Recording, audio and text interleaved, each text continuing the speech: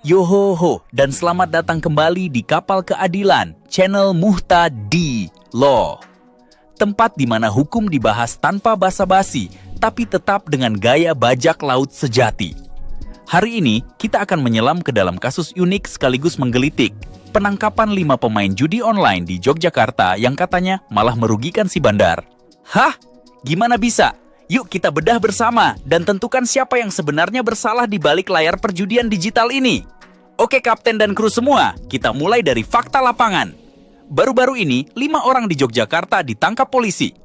Tuduhannya, mereka diduga membobol sistem judi online, dan akibat ulah mereka, si bandar malah mengalami kerugian besar hingga ratusan juta rupiah. Uniknya, bandar sendiri yang melapor ke polisi. Iya, kalian tidak salah dengar, bandarnya lapor karena katanya rugi besar. Tapi tunggu, bandar judi bisa lapor polisi karena rugi dari aktivitas ilegal? Ini gimana ceritanya? Secara hukum, kita perlu luruskan dulu.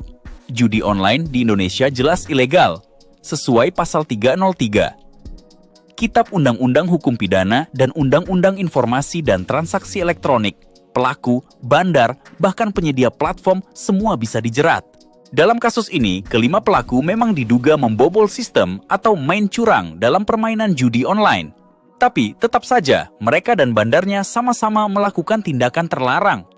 Jadi logikanya, kenapa polisi hanya fokus ke pemain?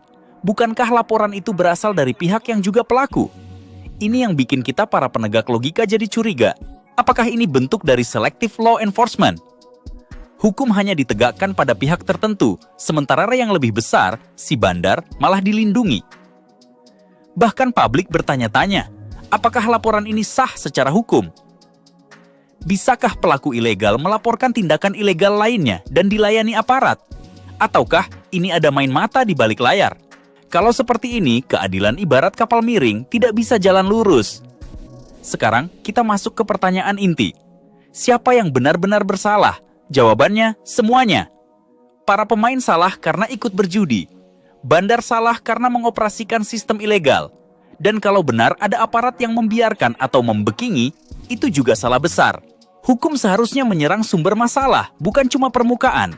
Kalau hanya yang mengganggu sistem yang ditangkap, sementara si bandar terus untung, itu bukan penegakan hukum, itu perlindungan terselubung. Sebagai bajak laut yang cinta keadilan, kita harus bersuara. Jangan biarkan hukum hanya menindas yang lemah. Lawan ketidakadilan dan kawal penegakan hukum yang benar. Kalau kalian setuju, langsung tekan tombol like, bagikan video ini, dan subscribe channel Muhtadi Law, supaya kapal ini bisa terus berlayar menegakkan keadilan di samudra hukum Indonesia. Sampai jumpa di video berikutnya. Salam keadilan dari bajak laut hukum Muhtadi Law.